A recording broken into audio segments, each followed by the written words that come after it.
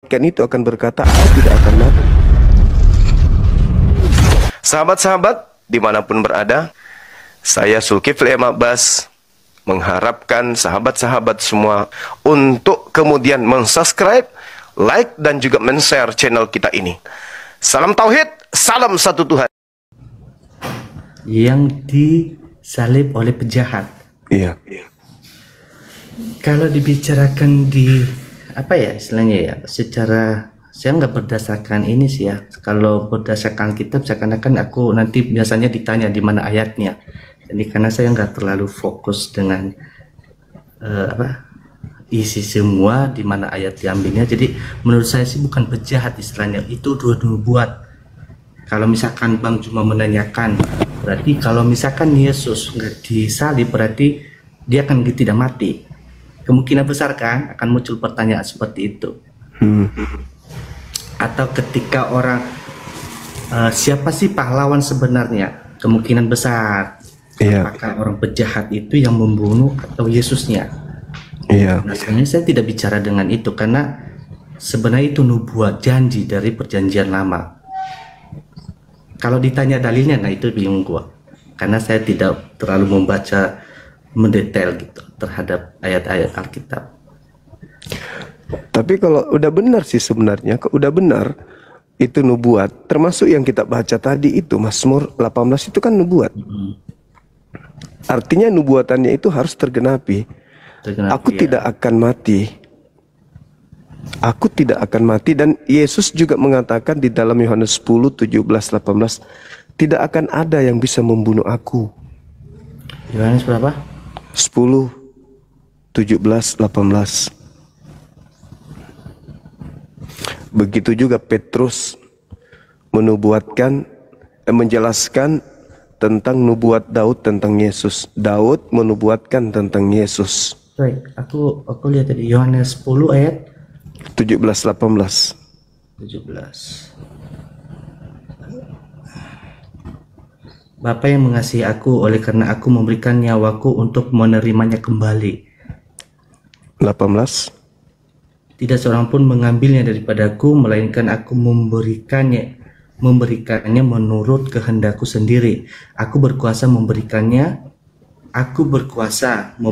dan berkuasa mengambilnya kembali. Inilah tugas yang kuterima dari Bapakku. Artinya Yesus itu bisa mati kalau dia sendiri yang mau, kan? Ya, betul. Bukan karena dibunuh. Bukan karena dibunuh. Nah, Markus 9 nomor 30-31, anak manusia akan diserahkan kepada manusia untuk dibunuh. Anak manusia akan diserahkan kepada manusia untuk dibunuh. Ada kata-katanya ya? Coba. Ada, dibunuh. Saya coba lihat ya. Ayat mana tadi? Markus 9. Markus 9 ayat yang ke 30 dan 31. 30.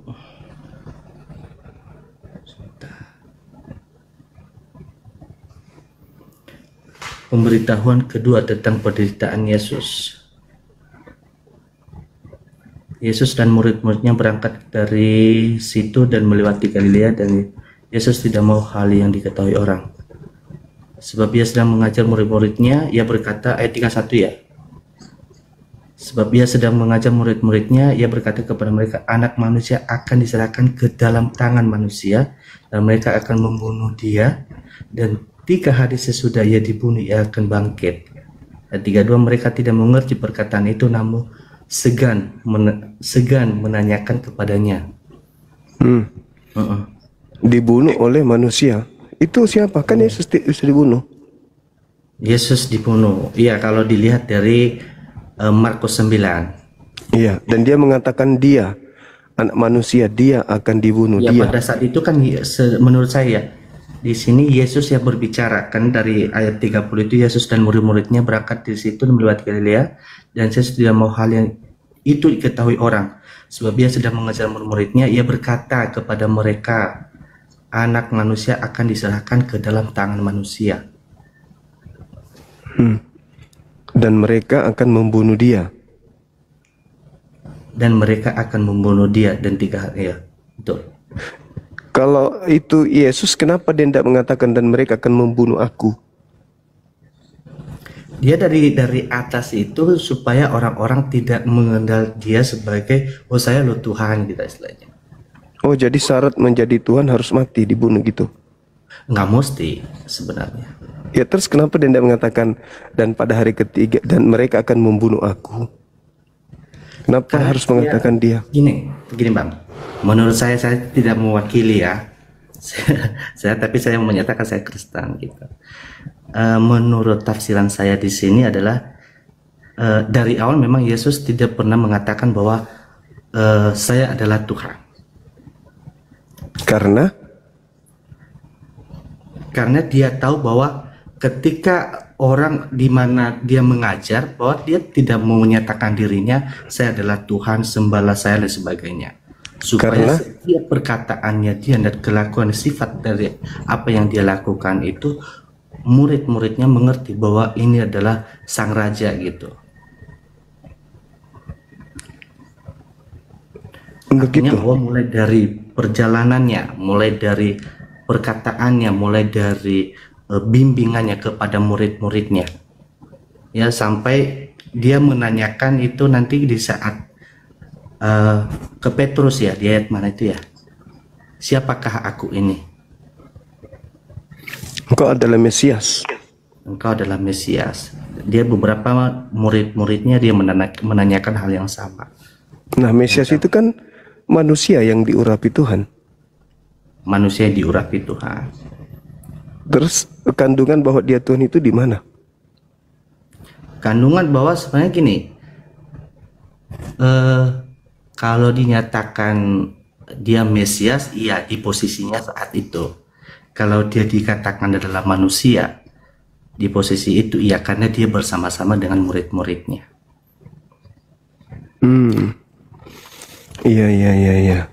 Tapi kalau kita kemudian melihat sebagai guru nih kepada muridnya, dia kan mengatakan bahwasanya sekarang penghakiman atas dunia, sekarang juga penguasa dunia yaitu iblis dilemparkan keluar.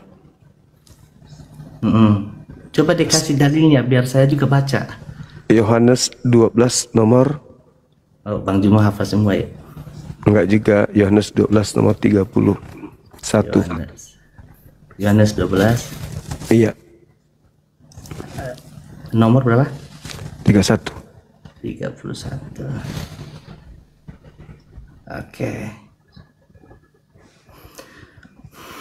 31, Yohanes 12 ayat 31, sekarang berlangsung penghakiman atas dunia ini. Sekarang juga penguasa dunia ini akan dilempar keluar. Siapa penguasa dunia itu? Sebentar, saya juga tidak mau salah tafsir, Bang. Iya. Tidak mau dihujat. Sudah, pelan-pelan, Bang. Saya tidak mau. Tak.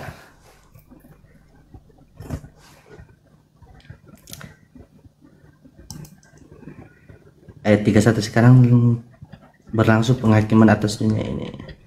Sekarang juga penguasa ini akan dilempar keluar dan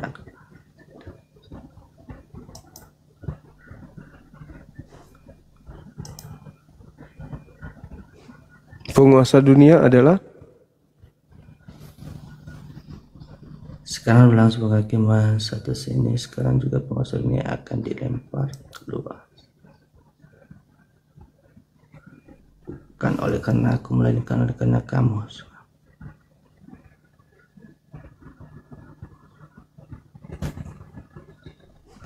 Tapi Yesus yang berkata di sini sih, Bang. Yang mana tuh? Iya, Yesus yang berkata. Yesus berkata kepada muridnya, sekarang berlangsung penghakiman. Sekarang artinya saat itu. Pada saat itu ya, betul. Pada saat itu. Dan itu berkaitan dengan Lukas 22. Pada nomor ini penyaliban ya mungkin ya. Iya. Jadi upaya penyaliban itu adalah upaya kuasa gelap. Jadi usaha menyalib Yesus itu adalah usaha kuasa gelap. Sehingga Yesus ketika dia didatangi oleh orang-orang Yahudi di Lukas 22 nomor 52-53, kata Yesus begini, "Sangkamu aku ini penyamun, sampai kamu datang membawa pedang dan pentungan. Padahal tiap-tiap hari kamu melihat aku mengajar di bait suci, tapi kau tidak menangkap aku, tidak membunuh aku. Tetapi inilah saatmu dan saat kuasa kegelapan." Artinya sudah saatnya kuasa kegelapan berkuasa. Nah, sehingga Yesus dalam Yohanes itu diterangkan bahwa sekarang saatnya penghakiman dunia, sekarang juga penguasa dunia dilemparkan keluar. Penguasa dunia itu iblis. Jadi iblis ini silakan. Itu menurut Bang Juma ya, iblis. Iya, memang iblis penguasa dunia itu. Sekarang juga penguasa dunia akan dilemparkan keluar. Dan aku, apabila aku ditinggal dari bumi, aku akan merajai semua orang yang datang kepadaku. Nah, itu Yesus tuh. Yesus itu yang terangkat, tapi ada yang dilempar keluar. Yesus terangkat, ada yang dilempar keluar. Oke, itu belum saya bisa jawab itu. Nah, sekarang Yohanes 14 nomor 30 dulu. Seakan-akan Bang Juma ngajarin gua ini jadinya deh. Bukan, sama-sama belajar kita. Tumben komentarnya agak-agak sedikit bagus ini komentarnya. Iya, karena statusnya suara pelan, jadi TikTok nggak manas dia, HP juga tidak panas. Berapa tadi? Yohanes 14:30. 14:30. Oke. Tidak banyak lagi aku berkata-kata dengan kamu, sebab penguasa dunia ini datang dan ia tidak berkuasa sedikit pun atas diriku. Nah, dari ayat ini siapa penguasa dunia itu? Tidak banyak lagi aku berkata-kata dengan kamu. Ini Yesus yang berkata ya? Iya. Yesus yang berkata.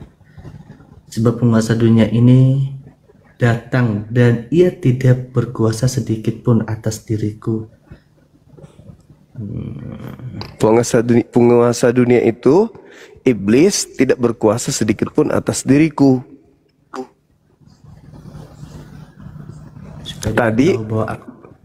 Tadi penguasa dunia dilemparkan keluar dan penguasa dunia itu tidak berkuasa sedikit pun atas diriku. Ya, betul.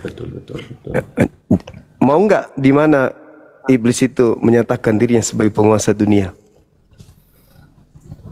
Bukan mau, saya nggak mau. Tapi dia iblisnya yang mau. Enggak, bukan. Jangan bilang mau. Iblis. Nah, ayatnya mana? Di dalam Lukas 4. Coba buka Lukas 4 nomor 6 sampai nomor 13. Lukas 4 ayat yang ke-11.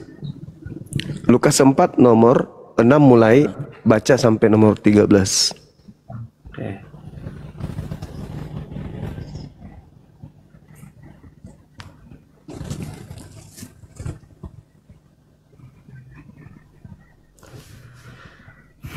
Pencobaan di padang gurun. Oke.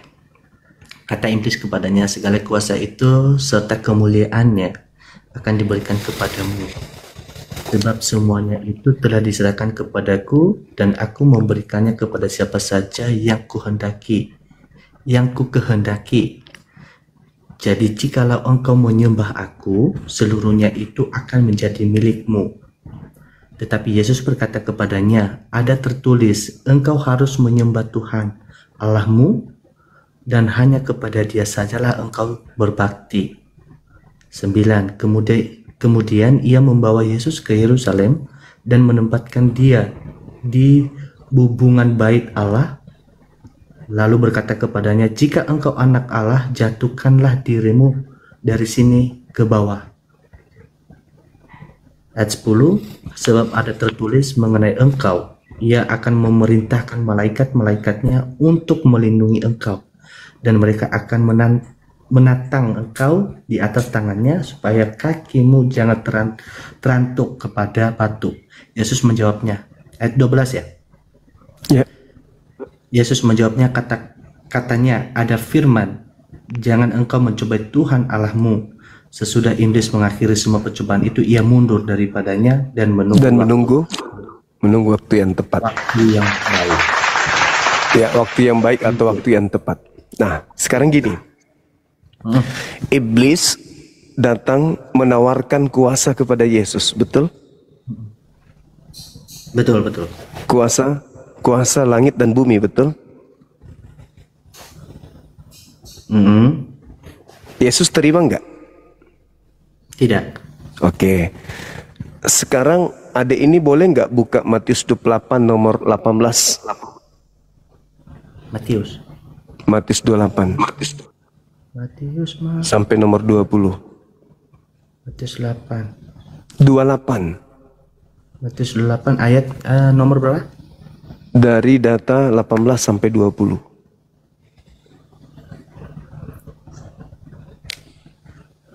Perintah untuk memberitakan Injil. Ya. Ayat 18. Dan lanjut ayat 18. Yesus mendekati mereka dan berkata, Kepadaku telah diberikan segala kuasa di surga dan di bumi. Karena itu pergilah, jadikanlah semua bangsa muridku dan baptislah mereka dalam nama Bapa dan Roh Kudus.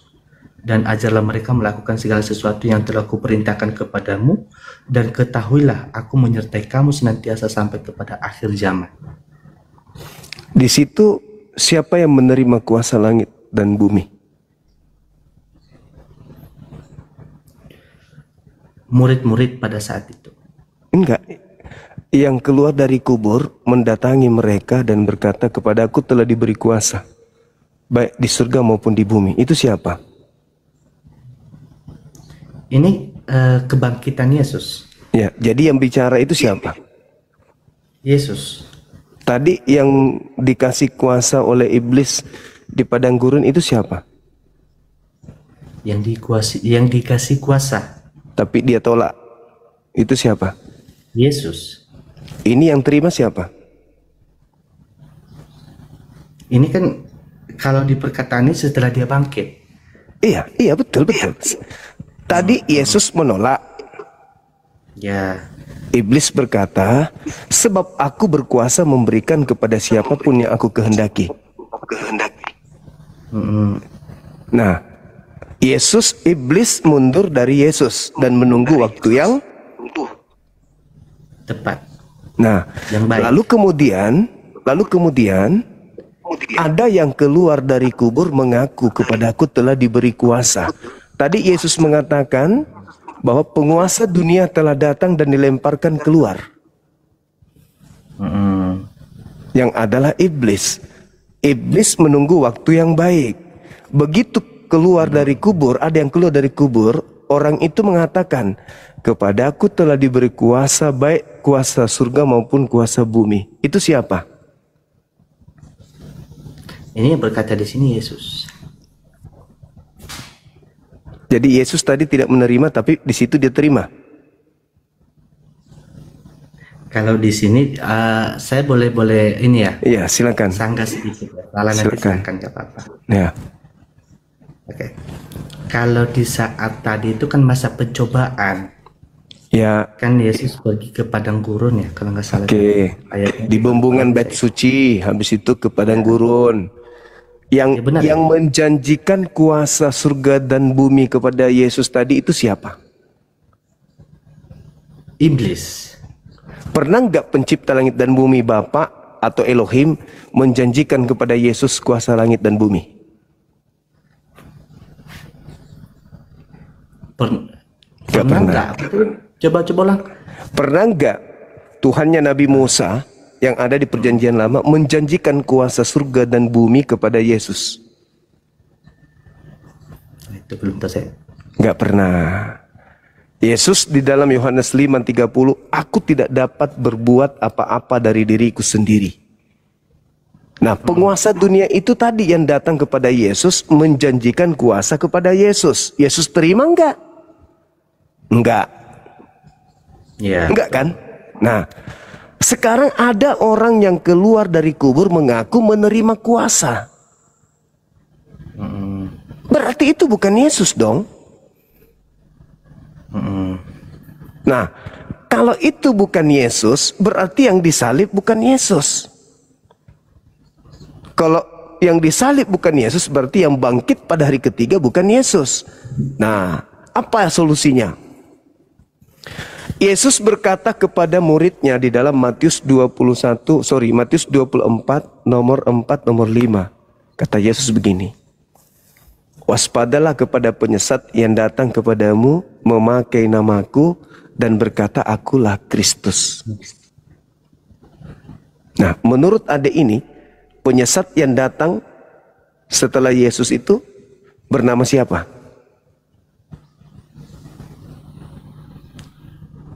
Nggak tahu. Yesus berkata kepada muridnya, Yesus nih yang berkata, waspadalah kepada penyesat yang datang kepadamu memakai namaku dan berkata akulah Kristus, jangan kamu percaya. Nah, menurut Yesus, penyesat yang datang setelahnya bernama siapa?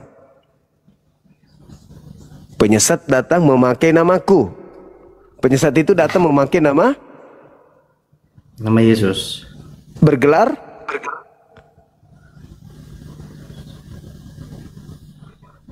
Kristus. Kalau disambung, penyesat itu bernama Yesus Kristus. Betul?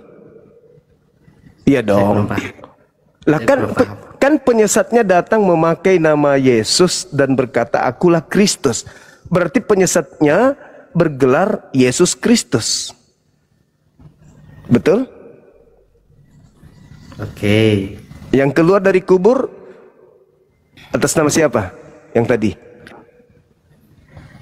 Yesus. Kata Yesus, waspada jangan percaya atau percaya?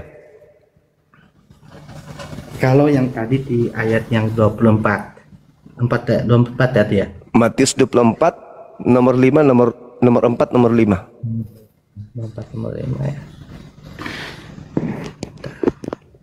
Oke. Permulaan penderitaan.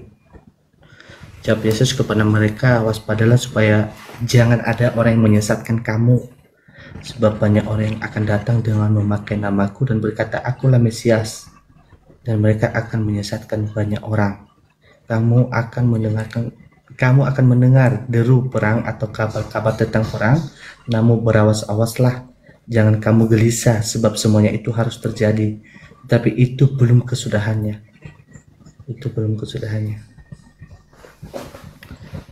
Bagaimana? Ada penyesat yang datang memakai nama Yesus Kristus.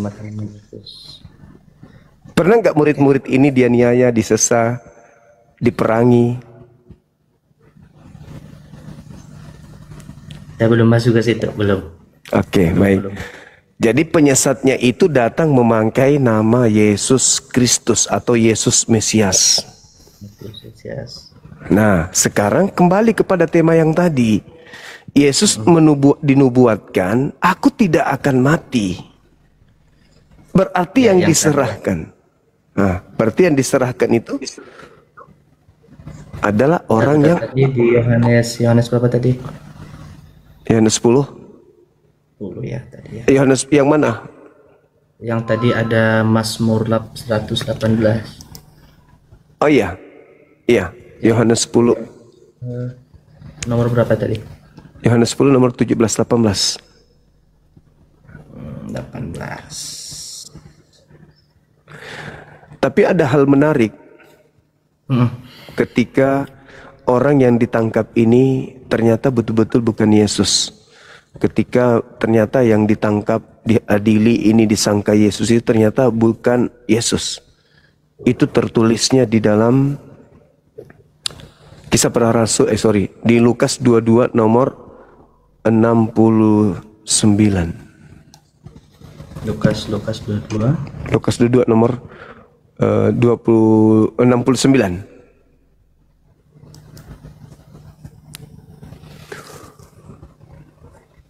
Ada enggak? Mulai sekarang anak manusia sudah duduk di sebelah kanan Allah yang Maha Kuasa. Nah, itu siapa yang ngomong? Yesus di hadapan mahkamah agama. Lalu yang Ini yang sekarang duduk di atas di sebelah kanan Bapa siapa? Mulai sekarang anak manusia sudah duduk di sebelah kanan Allah yang Maha Kuasa. Yang bicara Yesus. Yesus. Yang duduk di atas siapa?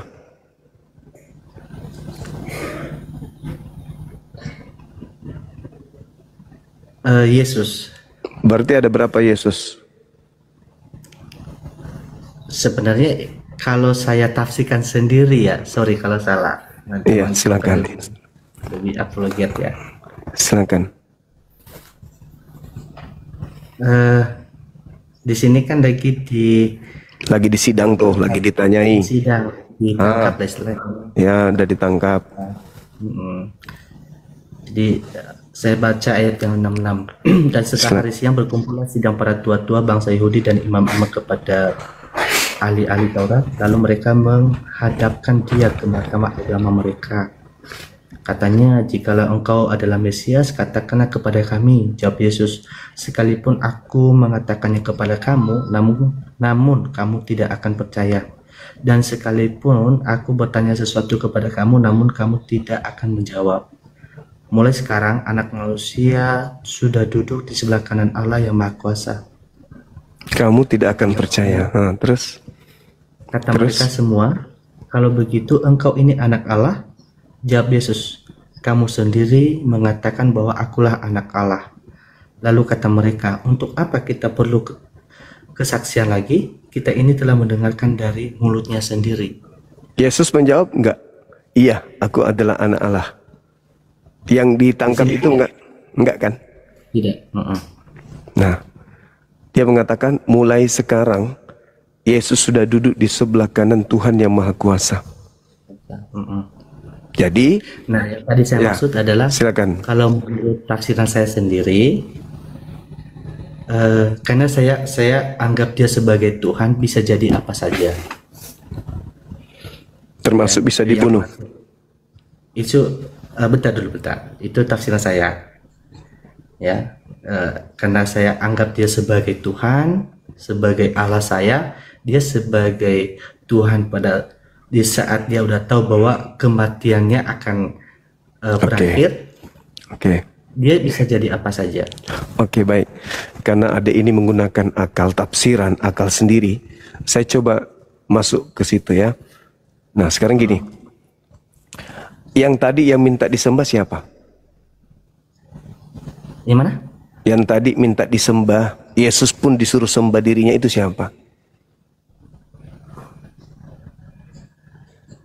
Yesus. Aku akan memberikan kuasa langit dan bumi dan segala kuasa, segala kemegahan dunia akan aku berikan kepadamu, Yesus, apabila engkau menyembah aku. Itu siapa? Itu siapa? Itu iblis. Iblis. Boleh nggak iblis berpura-pura jadi Yesus supaya dia dituhankan banyak orang? Boleh. Nah, oke, boleh. Sekarang ada nggak Yesus mengajarkan menyembah dirinya? Di sini. Waktu pada saat dia mengajarkan kepada Bani Israel. Menyembah dirinya. Kalau kata di perjanjian baru, tidak ada. Tidak ada. Lalu siapa yang mau disembah? Lalu siapa yang mau disembah? Ya. Yesus. Yesus mana ada pernah mau disembah? Di mana itu? Ya. Karena kalau dalil itu saya juga nggak bisa saya hubungkan dengan ayat saya nggak bisa. Ya mohon maaf. Cuman kalau menurut yang seperti yang saya anut adalah di mana di saat dia menanyakan di Yesaya kalau nggak salah itu akan ada Mesias. Mesias itu kan, jadi gini, Yesus itu kan tujuannya turun ke bumi agar orang memperoleh hidup kekal kan? Hidup kekal, iya betul. Yohanes 3 ayat 16. Yesus memberikan hidup kekal itu dengan memberikan kunci di Yohanes 17 nomor 3. Hidup kekal itu adalah mereka mengenal Engkau satu-satunya Tuhan yang benar dan mengenal Yesus Kristus yang Engkau utus. Pertanyaan saya nih, Yesus mau dikenal sebagai utusan Tuhan atau sebagai Tuhan untuk kita memperoleh hidup yang kekal? Sebagai dua-duanya bisa jadi.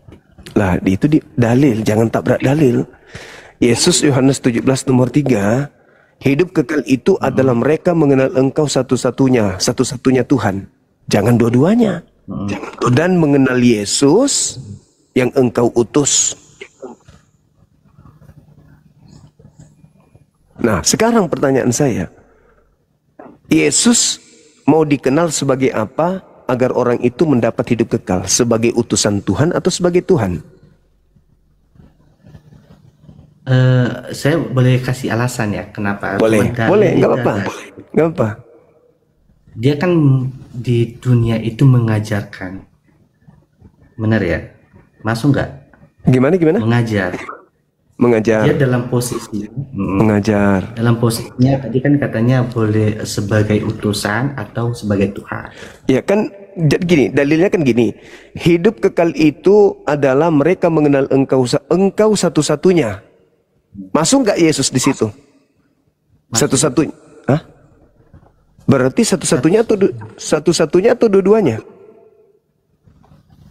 Satu-satunya Tuhan. Yaitu yang Yesus atau yang di atas? Yesus juga masuk, termasuk di situ. Oh, kalau masuk berarti dua dong. Dua kan? Hah? Maksudnya enggak? Jadi gini. Nah, saya kasih penjelasan dulu. Iya, silakan. Silakan. Diskusikan lagi. Silakan.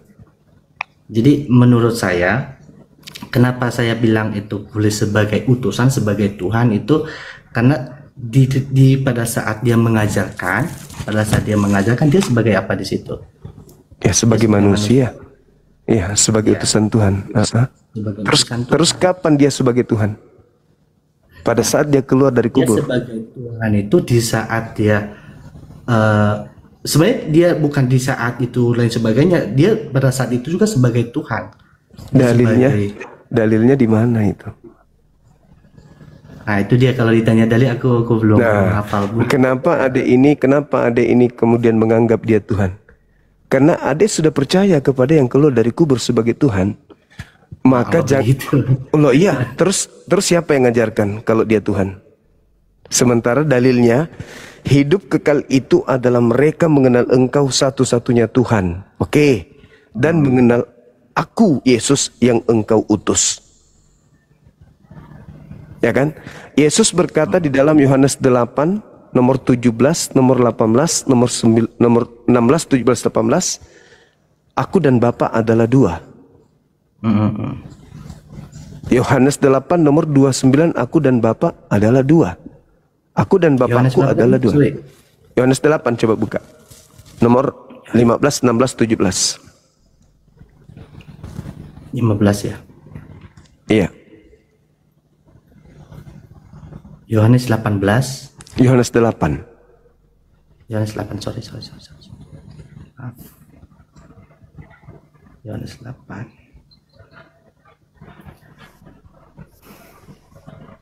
Yesus adalah terang dunia.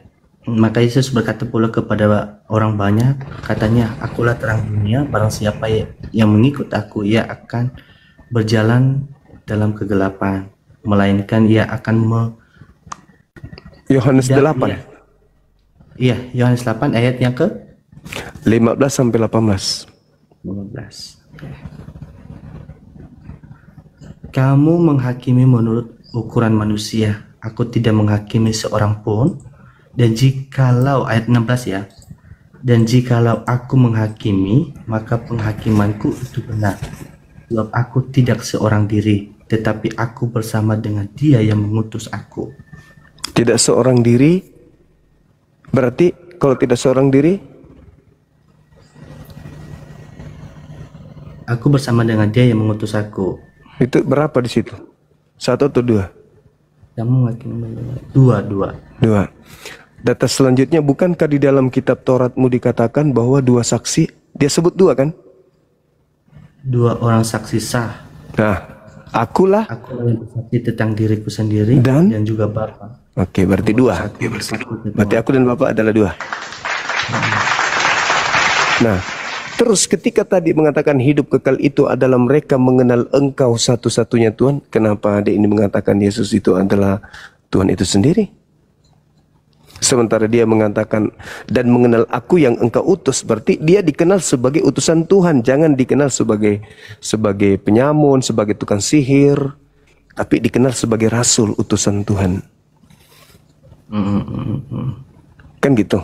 Nah, jadi menurut Yesus hidup kekal itu diperoleh dengan mengenal Dia sebagai utusan Tuhan. Kalau kita mengenal Dia sebagai Tuhan, kita nggak memperoleh hidup yang kekal. Yohanes berapa itu? 17 nomor 3. 17. Inilah hidup yang kekal itu, yaitu bahwa mereka mengenal Engkau satu-satunya Allah yang benar dan mengenal Yesus Kristus yang telah Engkau utus. Nah, berarti Yesus mau dikenal sebagai utusan, betul? Ya, betul. Kalau di ayatnya yang ini.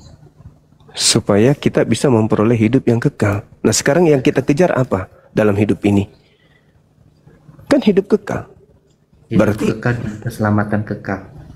Berarti kita cukup mengenal Yesus itu sebagai utusan Tuhan, tidak lebih.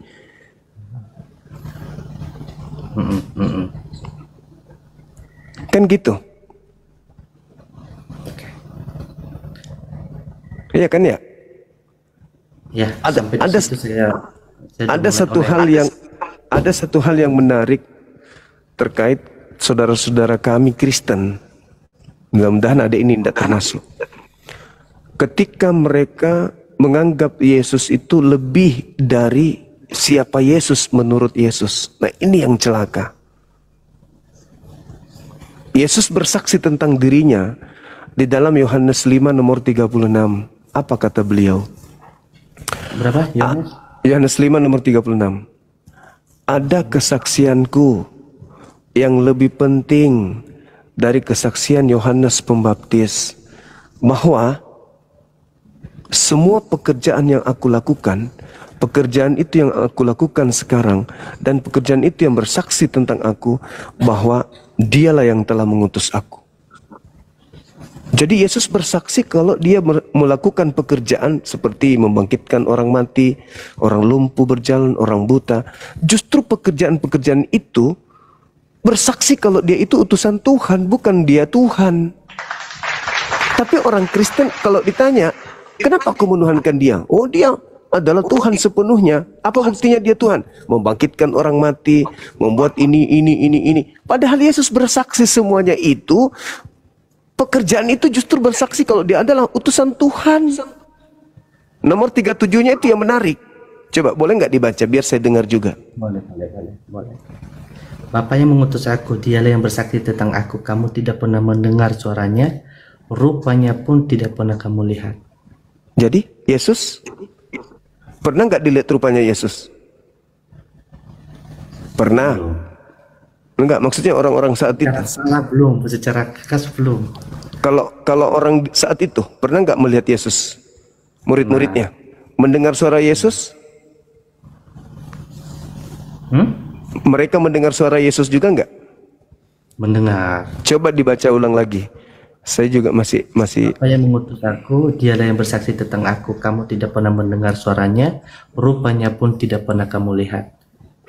Bapa yang bersaksi tentang aku, Dialah yang telah mengutus aku. Kamu tidak pernah mendengarkan suaranya, kamu tidak pernah melihat wajahnya. Jadi Bapak dan Yesus sama nggak? Bapak itu nggak pernah dilihat oleh muridnya. Bapak itu tidak pernah didengar oleh muridnya. Jadi Yesus yang mereka lihat dan yang mereka dengar ini siapa? Bapak atau bukan?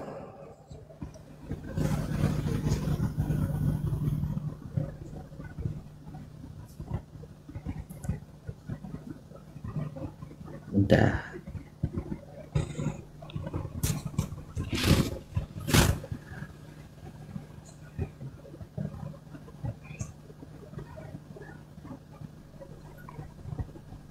Tetapi kalau kita lihat dari kesaksian dari murid-muridnya di Yohanes 13 ayat yang ke-13, itu kan sesudah aku coba baca ya. Nanti Bang Juma silakan nanti Guru, Tuhan. kamu menyebut aku guru dan Tuhan, dan kamu itu tepat. Itu Yesus yang berkata ya. Maksudnya setelah dia kemungkinan besar setelah dia menanyakan ke murid-muridnya ya.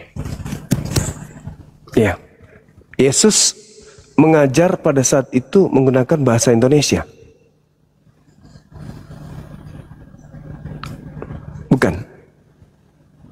Bukan bahasa Yunani. Bahasa Yunani. Beliau mengajar pakai bahasa Aramaik. Ucapan beliau adalah Rabam Wamaran. Aku adalah Rabi. Aku adalah Rabi. Aku adalah Mar. Mar itu Tuan. Dalam bahasa Yunani Kurios. Kurios itu artinya Tuan. Masuk ke Indonesia berubah menjadi Tuhan. Kamu mengenal aku. Kamu menyebut aku sebagai guru dan Tuan. Kalau dipaksa menjadi Tuhan, kena kita nanti. Apa buktinya? Yesus mengatakan Kurios itu adalah Tuan. Tuan itu artinya junjungan. Junjungan itu artinya pembimbing. Pembimbing artinya gembala yang menuntun mereka. Coba lihat di dalam Yohanes 7 nomor 28 nomor 29. Nah, itu bukti kalau dia hanya Tuan. Yohanes 7 ya. Iya. 28 29.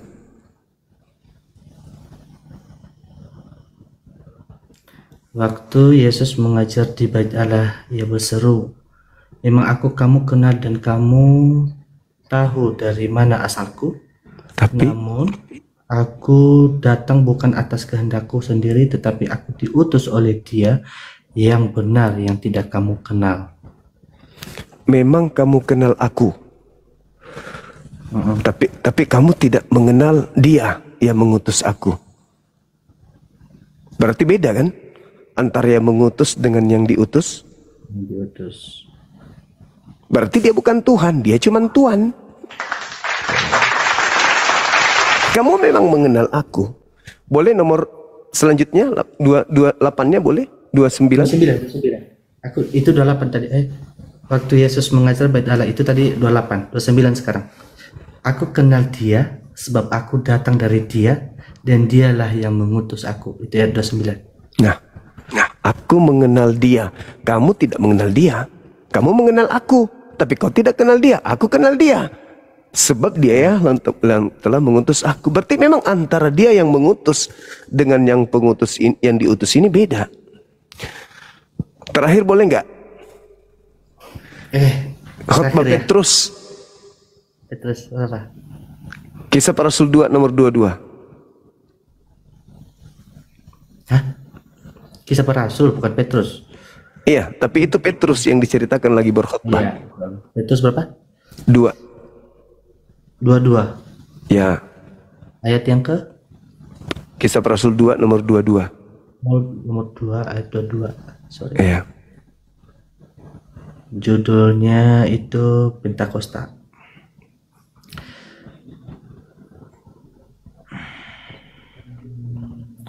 Oke. Hai orang-orang Israel, dengarkanlah perkataan ini. Yang aku maksudkan ialah Yesus dari Nazaret, seorang yang telah ditentukan Allah dan nyatakan kepadamu dengan kekuatan dan mujizat dan tanda-tanda yang dilakukan oleh Allah dengan perantaraan Dia di tengah-tengah kamu, seperti yang kamu tahu. Siapa yang melakukan mukjizat?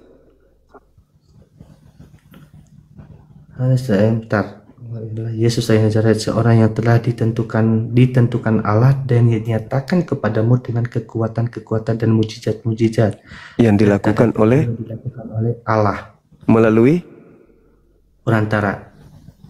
namanya? Dia di tengah-tengah kamu seperti yang kamu tahu. Itu kemungkinan besar Yesus. Iya, memang Yesus. Jadi Yesus melakukan mukjizat. Yang melakukan itu siapa? Tuhannya kan? Melalui perantaraan Yesus. Nah, dia sudah ditentukan sebagai orang yang melakukan mukjizat di tengah-tengah Bani Israel. Tuhan melakukan mukjizat. Jadi kalau Yesus pada saat itu tiba-tiba saja memindahkan matahari dari barat ke timur, bukan dia yang memindahkan matahari itu, tetapi Tuhan pencipta langit dan bumi melalui perantaraan Yesus. Makanya dalam Yohanes 5:36 ada kesaksianku yang lebih penting, bahwa seluruh pekerjaan yang aku lakukan, pekerjaan itu yang bersaksi bahwa aku adalah utusan Tuhan. Nah sekarang ketika Tuhan melakukan pekerjaan melalui Yesus, sekalipun Yesus mengatakan dosamu telah aku ampuni, aku adalah Tuhan, bla bla bla bla bla, rupa-rupanya yang melakukan itu adalah Tuhan melalui perantaraan Yesus. Yesus bukan, dia hanya perantara saja. Nah, bagaimana dengan murid-muridnya? Tadi kan ada ini mengambil Yohanes 13 nomor 13. Jangankan satu dalil seperti itu, kata Yesus nih, jangan seperti kita mencomot-comot Yohanes 3 nomor 16, Yohanes 10 nomor 30, Yohanes 13 nomor 3. Wah, dia itu bukti. Apalagi Yohanes 1 nomor 1, Yohanes 1 nomor 14. Semuanya ini bukti ke Tuhan Yesus. Kita rangkumkan pengajaran Yesus kepada murid-muridnya. Yohanes 17 nomor 8 itu simpulan semua dari firman yang Yesus sampaikan kepada mereka. Apa kata Yesus? Segala firman yang engkau berikan kepadaku telah aku sampaikan kepada muridku, dan mereka telah menerimanya, dan mereka percaya dengan pasti bahwa engkaulah yang telah mengutus aku. Jadi semua tinta merah yang ada di Bible ini, kata Yesus, semua yang tinta merah telah Yesus sampaikan kepada muridnya, dan muridnya telah menerimanya, dan murid percaya bahwa Yesus adalah utusan Tuhan. Jadi data ucapan Yesus mana yang bisa menghantarkan kita menuhankan dia? Sementara murid telah menerima semua perkataannya, tapi kesimpulannya mereka hanya menganggap Yesus itu sebagai utusan. Selesai. Lantas kenapa ada Kristen muncul menuhankan Yesus? Karena itu tadi, yang keluar dari kubur yang memang mau dituhankan, memakai nama Yesus. Makanya saya pernah dialog sama pendeta. Saya katakan, saya tidak akan menggubris Anda menuhankan Yesus. Tidak akan. Karena memang harus ada yang disesatkan. Karena Yesus sudah menubuatkan, dia akan menyesatkan banyak orang. Berarti kalau tidak ada orang sesat hari ini, maka Yesus pembohong. Karena Yesus mengatakan, waspadalah kepada penyesat yang datang kepadamu dengan memakai namaku dan berkata akulah Kristus. Mereka akan menyesatkan banyak orang. Berarti harus ada dong yang disesatkan banyak orang. Nah, mereka yang sesat banyak orang ini disesatkan oleh siapa? Disesatkan oleh oknum yang mengaku Yesus Kristus. Siapa kelompok besar di dunia ini yang mengaku pengikut Yesus Kristus? Islam atau Kristen? Bang, singkat bang. Iya, habis. Silakan. Itu aja. Singkat aja, langsung. Iya. Lanjut aja. Iya. Siapa kelompok banyak di atas muka bumi ini yang menjadi pengikut Yesus Kristus? Yesus Kristus. Kristen kan? Iya kan? Nah, kalau bukan Kristen pengikut daripada penyesat yang ngaku Yesus Kristus, lalu siapa kandidatnya selain Kristen?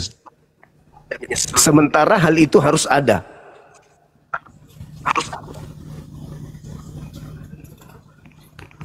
Oke, saya kira cukup dari saya, Dek. Nanti Anda tinggal cari, kalau Kristen ini bukan pengikut penyesat yang mengaku Yesus Kristus yang banyak itu, lalu kelompok mana yang menjadi pengikut Kristus palsu? Sementara di muka bumi ini cuma ada satu kandidat. Di muka bumi. Islam kah? Nggak mungkin. Hindu? Nggak mungkin. Buddha? Nggak mungkin. Ateis? Nggak mungkin. Oke. Makasih ya. Belajar terus. Semangat terus, nanti kalau ada sesuatu. Oke. Baik. Oke. Makasih. Thank you. Thank you. Bye. Bye. Thank you. Oke. Oke. Iya, malam. Oke.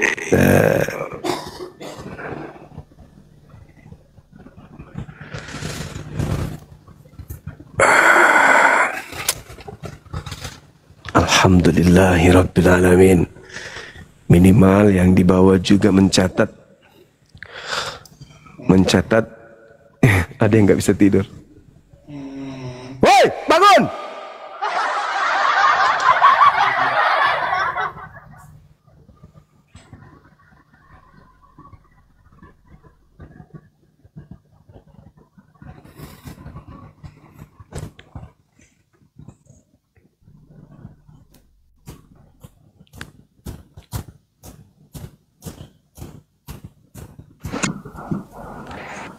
Halo, selamat malam. Thank you. Selamat pagi. Ya, pagi. Bukan malam. Buka kacamatanya, Bang. Pagi. Iya, pagi. Ya. Kamu tahu kan udah jam berapa? Iya, tahu, Bang. Pagi ya? Ya, Bos. pagi. Ya. Berhentilah kamu menipu, bos. Buka kamera, Bang. Berhenti jadi penipu. Buka kamera, Bang. Berhenti jadi penipu. Buka kamera. Buka maskermu. Buka kamera dong. Maskermu. Buka maskermu. Kenapa, Bang, ini? Ada apa, Bang? Ya, buka maskermu. Kenapa? Kamera. Buka maskermu. Buka dulu. Ada apa, Bang? Kenapa kok jadi kejang-kejang? Yang saya tipu gimana? Kena ya, Bang? Materiku tadi kena di jantungnya. Kau penipu. Jantung abang pindah ke kanan. Hanya orang bodoh yang tertipu sama kamu. Terus kalau gitu kenapa Bapak marah? Bapak. Kenapa jadinya Bapak marah? Bapak. Kenapa marah, Pak? Kau baca Yohanes 10:30. Bapak. Aku dan Bapak adalah satu. Iya. Memang. Kenapa kau bilang dua? Tolong. Lah, Yesus mengatakan, Tuhan Bapak tidak membiarkan aku seorang diri. Berarti dua dong. Bapak penipu.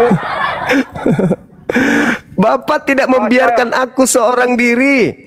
Tidak membiarkan aku seorang diri. Baca Yohanes 10:30. Bapak. Aku dan Bapak adalah satu. Kenapa dikatakan aku dan Bapak adalah satu? Baca Yohanes 8 nomor 29. Kenapa kau bilang dua? Lah, Yesus yang mengatakan itu. Yesus yang mengatakan. Kenapa kau bilang dua? Dia yang mengatakan. Yesus yang mengatakan. Kenapa kau bilang dua? Yesus yang mengatakan. Kenapa kau bilang dua? Yesus yang berkata, aku dan Bapa adalah dua. Iya, Yohanes 10:30. Baca. Itu satu misi, satu visi, bukan satu hakikat. Tolong kau. Tipu kau. Kalau terkait hakikat, Yesus itu manusia. Bapak itu bukan manusia, hakikatnya beda. Manusia, hakikatnya manusia. Bapak hakikatnya pencipta, beda dong. Aku dua Belajar nggak kau? Tolong kau. Yang Anda maksud dua natur itu karena Anda menggabungkan antara Yesus asli dengan yang palsu. Anda jadikan dua, Anda jadikan satu, makanya dua natur. Satu manusia, satu roh. Iblis itu roh, Bang. Iblis itu roh. Yesus itu manusia. Anda gabungkan menjadi satu. Dua natur lah dia.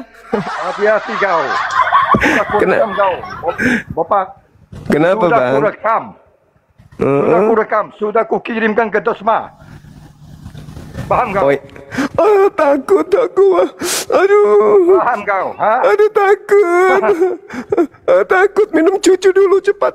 Aku takut sama dosmen. Aku takut sama dosmen. Tolong! Hei. Tolong! Ada Buka masker dosmen! kau, hei. Buka masker kau. Kenapa mengamuk? Kenapa? Kau ganteng. Tolol kau. Justru saya jelek makanya pakai masker, Abang. Kalau saya ganteng kayak abang, nggak pakai masker aku. Kalau aku hidup di luar sana, udah aku hajar kau. Udah aku habisi Islam itu. Kenapa bisa? Kau tahu? Udah aku habisi Islam. Kenapa bisa, Bang? Islam ganggu abang? Hah. Kau kira Jangan diturunkan. saya tidak belajar Islam, ha? Bapak, Kenapa abang mau habisin Islam? Belanda sudah menghabisin kami 350 tahun lamanya. Kok abang masih mau lanjut? Bukankah bersandiwara seperti agama kasih kan lebih bagus, berkamuflase? Kami ajaran kasih loh. Sudah nggak betah lagi berpalsu-palsu ria ajaran kasih. Mau penampakan aslinya lagi gitu. Mau perlihatkan lagi yang asli. ajaran kasih. Tuhan aja Ajaran kalian kasih bunuh. itu di Tuhan abad kalian aja. Ketujuh itu Tuhan aja Menjajah kalian bunuh. menjajah Eropa, Afrika, Asia Barat, Asia Selatan. Tuhan aja kalian bunuh. Apalagi cuman manusia. Hah? Hei, Tuhanmu aja kamu yang bun-bun. hei, Inna lillahi wa inna ilaihi raji'un. kau boleh bodoh-bodohi Bapak. Telah berpulang ke rahmatullah Tuhannya Roy Valentino. Dari tadi saya minta naik. Kenapa tidak dinaikkan? Bapak, Ini sudah dinaikkan tapi cuma naik marah-marah. kau menipu umat Kristen. Hah? Saya tipu apa? Kau bilang Yesus dan Bapa adalah dua kan? Benar Baca nggak? Yohanes Sudah rekam itu. 8. Baca Yohanes Sudah 8. rekam. Berani Kau baca nggak? Yohanes 10:30. Baca. Berani nggak baca Yohanes 8 nomor 17 sampai 18? Berani nggak? Itu konteksnya itu apa? Ya Paham nggak sama. Yohanes 10:30 itu konteksnya apa juga? Kalau kau mau tahu konteksnya Yohanes 10 nomor 30, baca nomor 34 sampai 36. Wah, Bang Suma dilawan. Keren. Joma. Cukup Apa? kau belajar Duina Apa? Yesus Kristus. Kalau Tuhan pencipta langit dan bumi. Tuhan. Hei, Paham kau? Tuhannya Yahudi ada berapa natur? Tuhannya Yahudi. Apanya Duinatur? Iya, Tuhannya Yahudi. Tuhannya Yahudi itu ada berapa natur? Trinitas.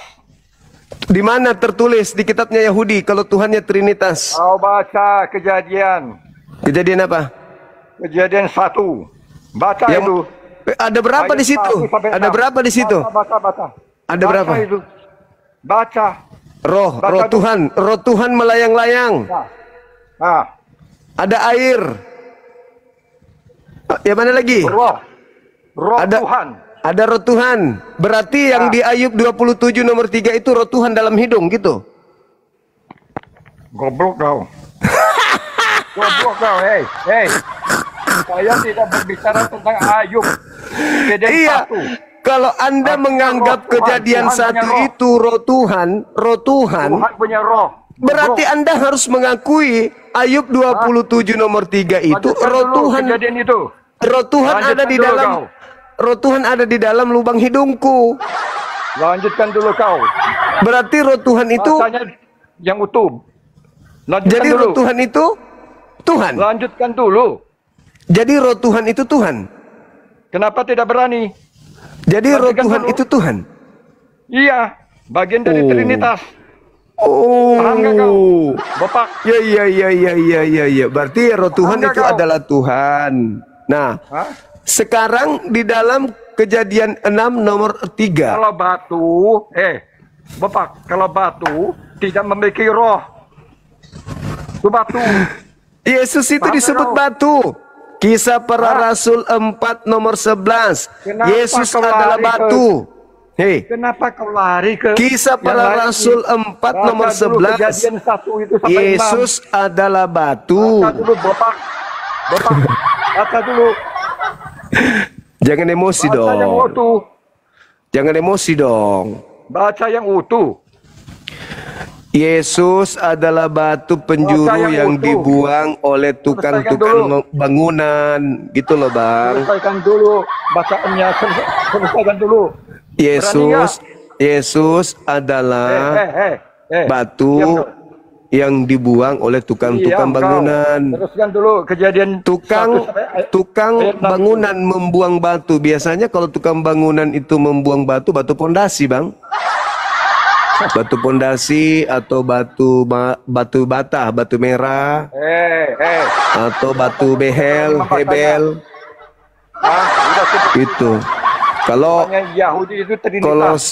Kolose 2 nomor 9 malah di situ dikatakan batu sakarnya Yesus juga Tuhan, Bang. Jangan kemana-mana. Iya, maksudku kenapa di Kolose 2:9 batu sakarnya Yesus juga Tuhan? Kenapa, Bang? Gak usah kemana-mana dulu. Yang mana yang Tuhan ini? Sampai 6 dulu. Saudaraku, yang mana yang Tuhan ini? Batu sakar atau roh yang melayang-layang? Saya bertanya serius loh, serius saya bertanya.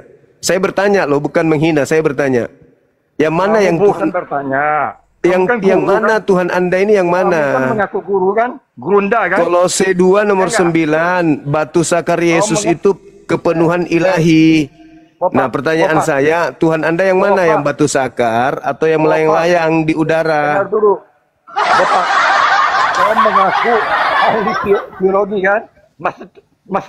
Master dari masternya teologi, ya. Bukan, gurunya Ya. master, gurunya master. Ya, Eh, ya, benar kan? gurunya master kalau saya.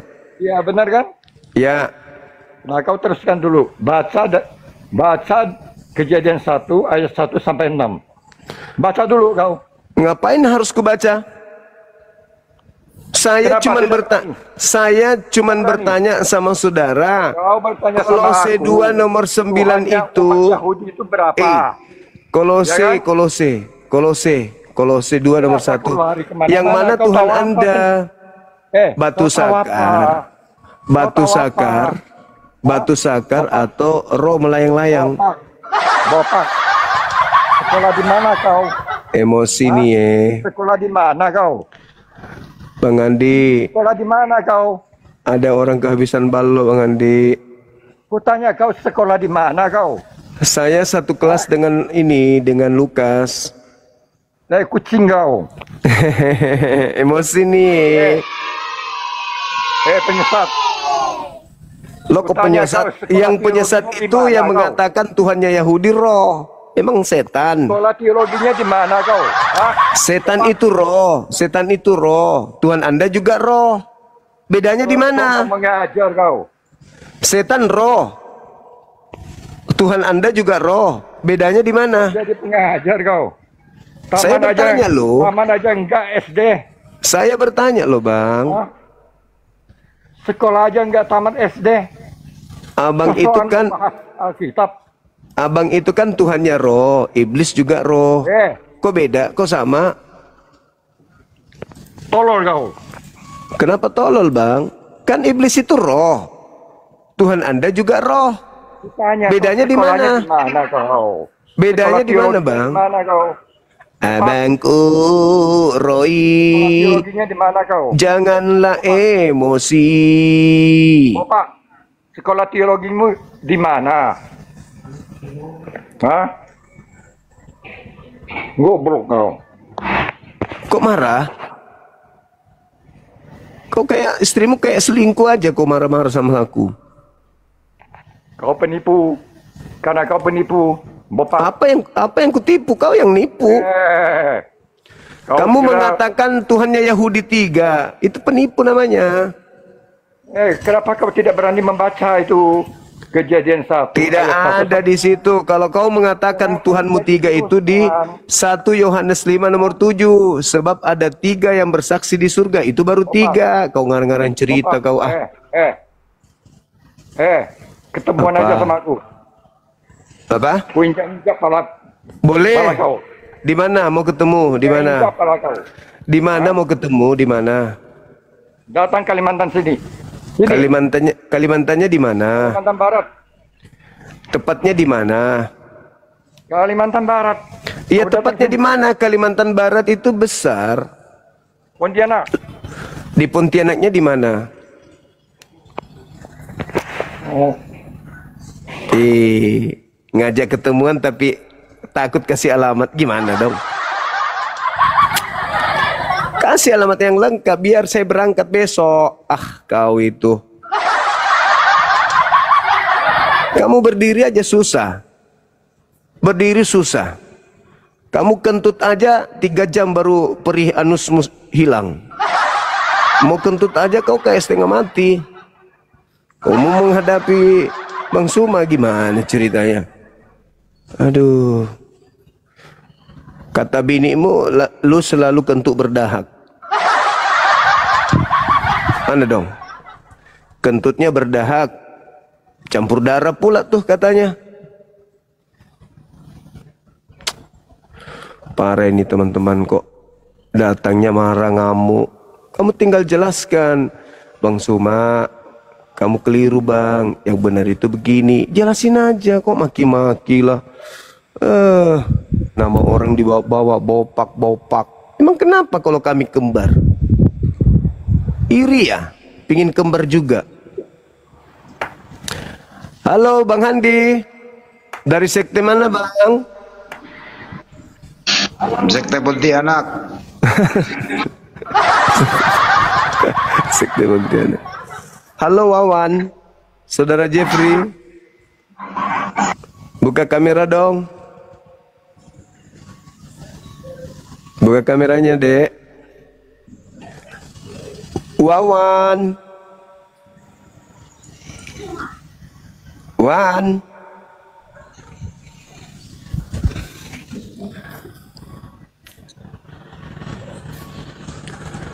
Wawan kecil. Assalamualaikum warahmatullahi wabarakatuh, Gurunda. Waalaikumsalam warahmatullahi wabarakatuh. Gemerak nah. Ya, selamat pagi ya Pak Juma. Ya pagi. Iya. Ya. Sopo keluar dari kubur. Ya, siapa yang keluar dari kubur? Yesus Kristus.